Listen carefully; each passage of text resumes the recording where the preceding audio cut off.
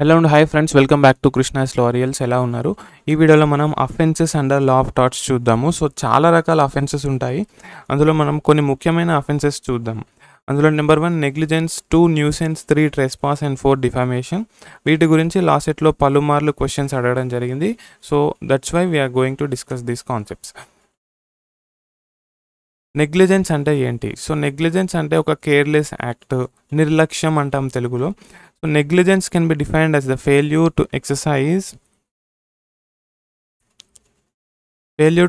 the level of care that a reasonably prudent person would take. So ఇక్కడ చూడండి, failure to exercise the level of care. So మనం తీసుకోవాల్సిన జాగ్రత్త మనం తీసుకోలేదు. సో ఇక్కడ జాగ్రత్త అంటే ఎంతవరకు జాగ్రత్త అనేది ఎలా డిసైడ్ అవుతుందంటే, ఒక రీజనబుల్ ప్రుడెంట్ పర్సన్, ఒక రీజనబుల్ పర్సన్, ఒక వ్యక్తి, ఒక మంచిగా ఉన్నటువంటి వ్యక్తి ఎంతవరకు కేర్ తీసుకుంటాడు అనేది చూస్తారనమాట. సో ఒక reasonable prudent person would take in a similar situation, thereby causing harm or injury to another party. So నిర్లక్ష్యం వల్ల అవతల వ్యక్తికి మనం ఇంజురీ కానీ, గాయం కానీ, నష్టం కానీ చేసి ఉండాలి. So then that amounts to negligence.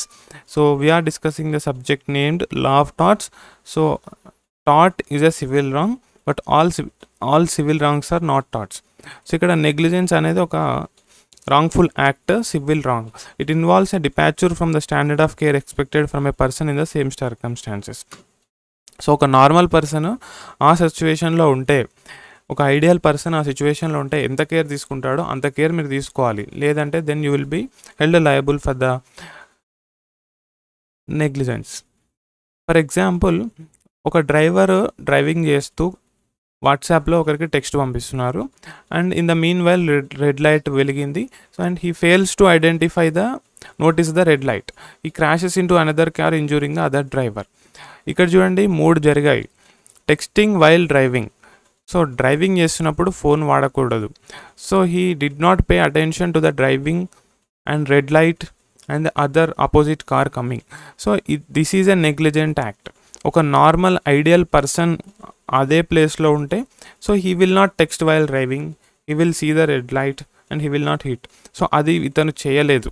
Breach of duty. The driver did not act as a reasonable careful person would.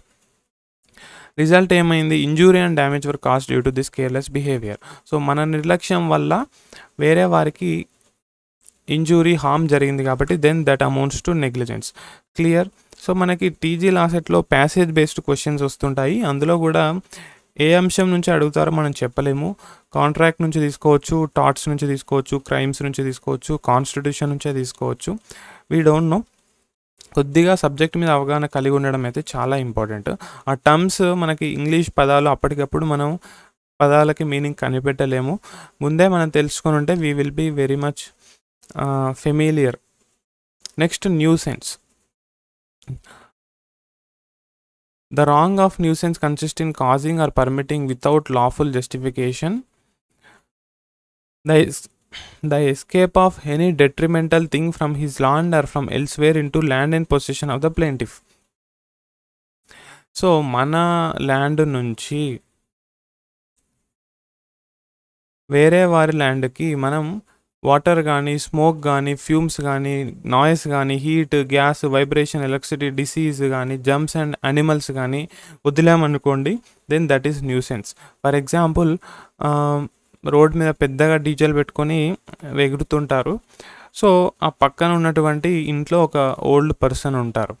So అతను కంప్లైంట్ ఇస్తారు, న్యూసెన్స్ జరుగుతుంది ఇక్కడ, పబ్లిక్ న్యూసెన్స్ జరుగుతుందని పోలీస్ స్టేషన్ కంప్లైంట్ ఇస్తారు. So there are 2 types of nuisance, private and public. So when public at large are affected, then that is public nuisance. But only private right violate అయింది అనుకోండి. For example, మీ పక్కింటి వ్యక్తి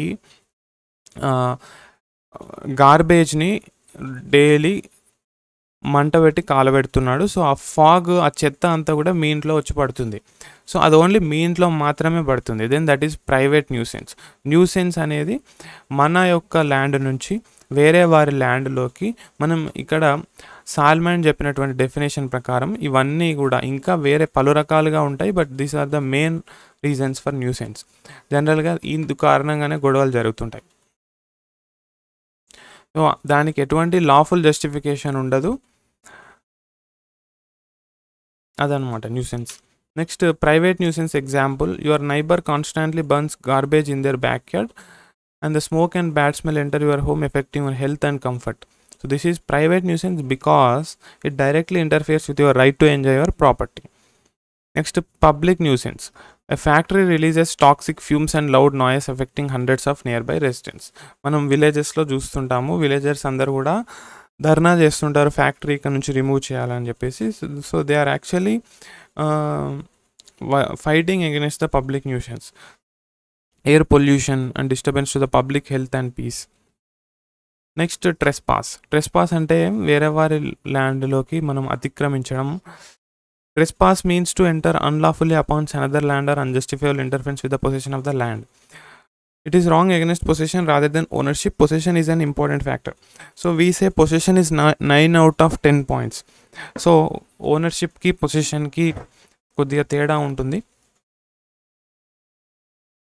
so possession is 9 out of 10 points అంటే మన యొక్క ఓనర్షిప్ని prove చేసుకోవడానికి ఆ land మనతోనే ఉంటే, మన ఆధ్వర్యంలో, మన ఆధీనంలో ఉంటే, then that is 9 out of 10 points. అంటే మన వెయిటేజ్ అంత ఉంటుంది అనమాట. పొసెషన్ ఎవరి దగ్గర ఉంటే మోస్ట్ లైక్లీ వాళ్ళకే ఓనర్షిప్ ఉంటుంది అని లా నమ్ముతుంది అనమాట. సో ఇక్కడ ట్రెస్పాస్ అనేది పొసెషన్ ఆఫ్ ల్యాండ్కి,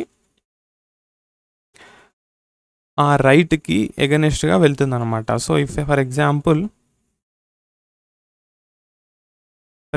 ఏ person jumps over the boundary wall and walks through the another person's garden without permission.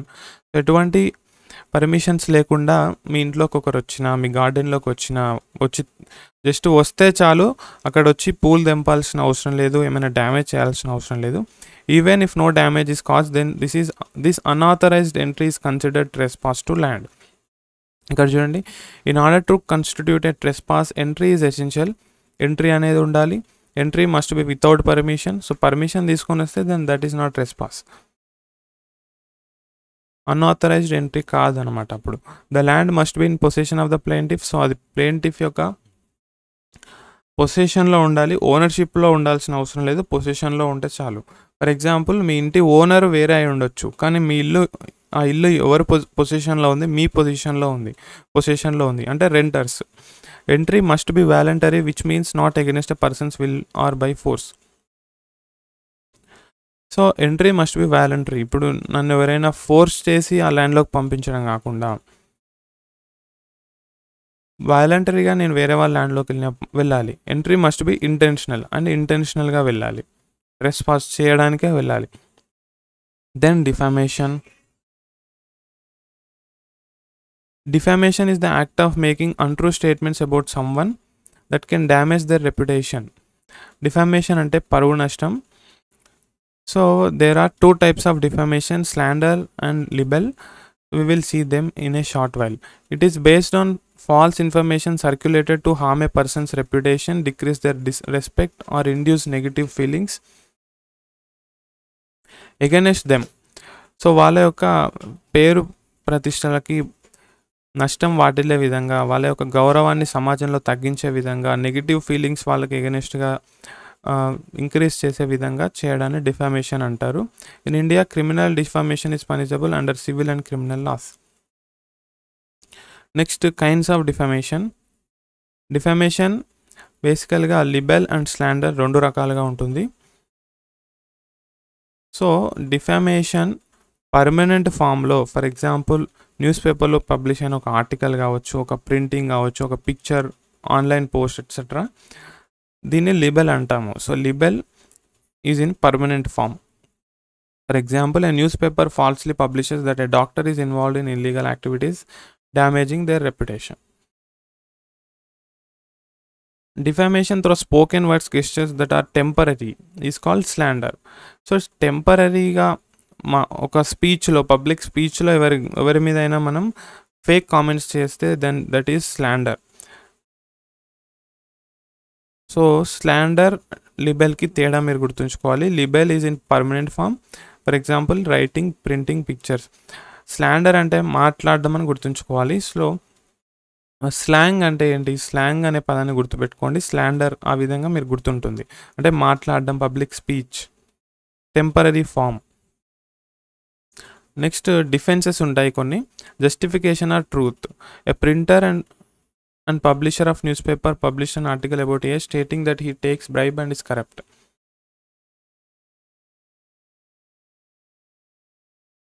So A అనే పర్సన్ లంచం తీసుకుంటున్నాడు, కరప్షన్ వ్యక్తి అని చెప్పేసి న్యూస్ పేపర్లో ఒక ఆర్టికల్ పబ్లిష్ చేశారు. ఒకవేళ పబ్లిష్ అయిన తర్వాత అది ప్రూవ్ అయింది అనుకోండి, then that is called justification or truth. Fair comment అంటే ఏంటి? We have right to criticise a movie, book, performance. It may amount to fair comment. So మనం రివ్యూస్ ఇవ్వచ్చు అనమాట ఫెయిర్గా. తర్వాత ప్రివిలేజ్. సో కొన్ని ప్రివిలేజెస్ ఉంటాయి, then that is also not defamation. So legal recognition ఉంటుంది దానికి. Law recognises that the right to free speech is more important someone right to reputation. For example parliament privilege. MPs ఉంటారు పార్లమెంట్లో, వాళ్ళు మాట్లాడిన దానికి మనం defamation కిందికి తీసుకోవడానికి లేదనమాట. ఓకే, ఆ విధంగా. So this comes under privilege. Next liability under law of torts మనం నెక్స్ట్ వీడియోలో డిస్కస్ చేయబోతున్నాం. ఈ 3 కాన్సెప్ట్స్ కూడా very important. So I would like to ask you a question. ఇంతవరకు లా ఆఫ్ టార్ట్స్లో మీకు చెప్పింది అర్థమైతే గాట్ ఇట్ అని చెప్పి కామెంట్ చేయండి. GOTIT గాట్ ఇట్ అని చెప్పి కామెంట్ చేయండి. So your feedback is really very important for me to help you more and more. And having said this, I would like to inform you that TG and AP Law Set 2025కి MCQ test series మన యాప్లో ఉన్నాయి. కొత్తగా ఎవరైనా video చూస్తున్నట్లయితే తప్పకుండా కింద లింక్స్ని check చేయండి. త్వరగా జాయిన్ అయ్యి ప్రాక్టీస్ స్టార్ట్ చేయండి. Then you will crack Law Set with flying colors. I thank you so much for watching this video. Have a nice day.